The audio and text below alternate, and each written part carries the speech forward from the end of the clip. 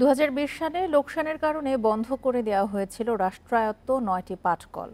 এর মধ্যে 4টি বেসরকারি খাতে ছেড়ে দেওয়ার পর পুনরায় ফিরেছে উৎপাদনে। এতে খুলনা যশোর শিল্পাঞ্চলে প্রাণ ফিরতে শুরু করেছে। বেকার জীবন থেকে মুক্ত হয়েছেন শ্রমিকেরা। নগদের কাছে সব গ্রাহকই প্রিয়, তাই তো সারা দেশে ক্যাশ আউট চার্জ সবচেয়ে কম।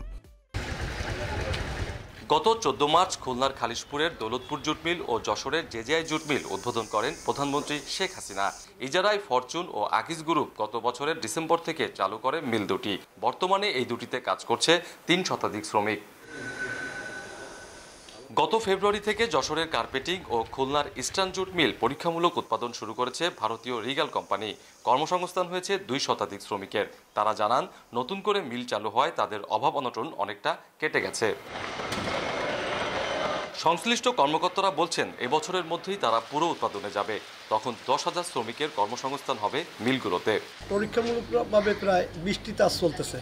এর পাশাপাশি এর আনুষঙ্গিক যোগান দেওয়ার মতো যে তাতে আমাদের এখানে এখন 200 শ্রমিকের মতো 200 শ্রমিক কাজ করতেছেন। কার্পেটিং জুট মিল আমরা অলরেডি স্টার্ট করে দিয়েছি। 50% প্রোডাকশন মেশিনও চালু হয়ে গেছে, প্রোডাকশনও চালু হয়ে গেছে।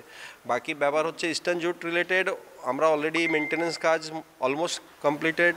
জানা গেছে, বন্ধ বাকি জুট মিলগুলো চালুর প্রক্রিয়া চলছে।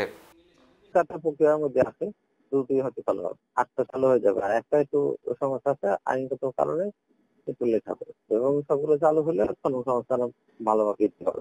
সংশ্লিষ্টরা জানান, সব জুট মিল চালু হলে প্রায় 30,000 শ্রমিকের কর্মসংস্থান করা যাবে। লাভবান হবে দেশের অর্থনীতি। অভিজিৎ পাল, ইন্ডিপেন্ডেন্ট নিউজ, খুলনা।